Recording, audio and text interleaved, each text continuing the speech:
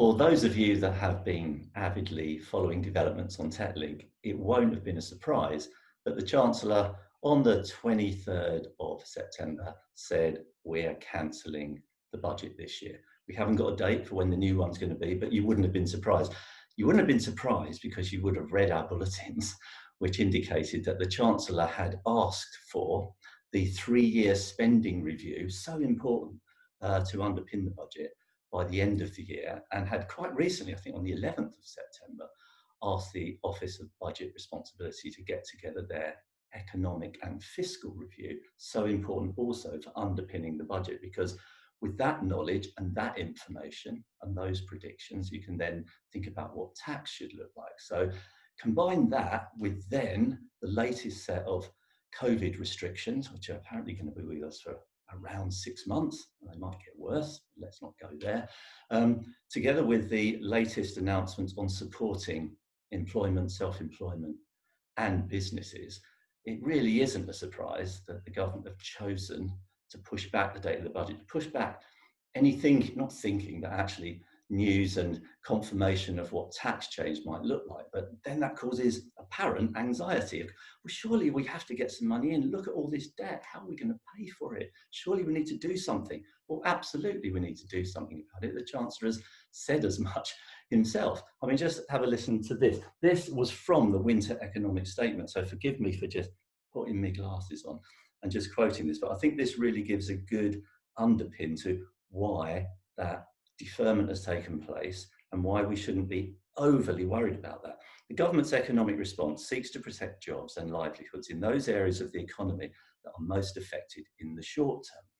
This targeted and temporary support will continue to promote as rapid a recovery as possible once restrictions are lifted, minimising structural damage to the economy and public finances. This is the important thing, I think. The work of the last 10 years in bringing borrowing and debt back under control has meant the UK has been well equipped to respond to the challenges posed by COVID-19. The targeted and temporary policy support announced by the government has led to a significant but necessary increase in short-term borrowing and higher debt. Borrowing costs continue to be very low, so the cost of servicing the debt are affordable and sustainable, something I've talked about quite a bit recently. We've got nil to negative interest rates. The government has committed to fiscal sustainability. There's your reassurance that we are going to look at this and ensuring the long-term health of the public finances. Effectively, we don't need to do it just yet. Okay, so that's quite important. I think it's also important, if you want to reduce any kind of anxiety you might have, to consider debt, public sector debt, in relation to gross domestic product, GDP. So how does it look now? Unprecedented that GDP is 100% of debt, or debt is 100% of GDP. Unprecedented. Actually, it isn't. It's been at that level before. Consider around the Second World War, just after the Second World War, the relationship of GDP to debt was 250%, 250% of GDP. Wow, surely you need to do something about it. Yeah, of course we did, over time. So over the distance, a phrase that has been used before, it came down gradually from 250 it took till around the 70s to get it down to kind of, sort of 50% level. And then of course in 2007-8, it popped back up again and popped up again in relation to COVID. So we're at 100% now.